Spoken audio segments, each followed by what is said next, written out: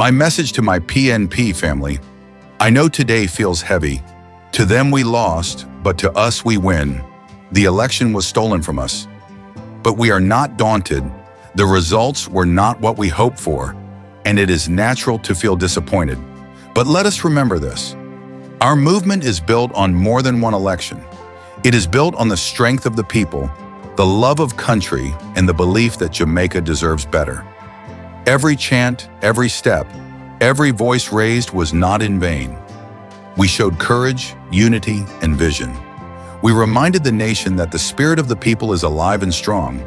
Though the outcome may not have gone our way, this is not the end of the journey. It is only another chapter in a much bigger story.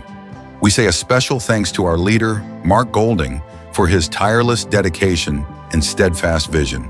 His example continues to inspire us to press forward with dignity, strength, and hope.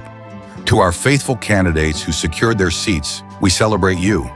Your victory is proof that the people believe in the message of progress. We encourage you to serve with humility, integrity, and passion, knowing the eyes of Jamaica are watching with expectation. To those who fought bravely but did not win this time, hold your heads high. You are not defined by one result. Your courage to stand, your commitment to represent, and your willingness to serve remain invaluable. We are proud of you. This is only a pause, not an end. Your voices are still needed, and your place in this movement is still vital. Now is the time to stay united, to uplift each other, and to continue building in our communities. Change does not stop because of one result. It grows through resilience, through service, and through never giving up on the dream of progress. Let us walk forward with heads held high, knowing that tomorrow always brings another chance.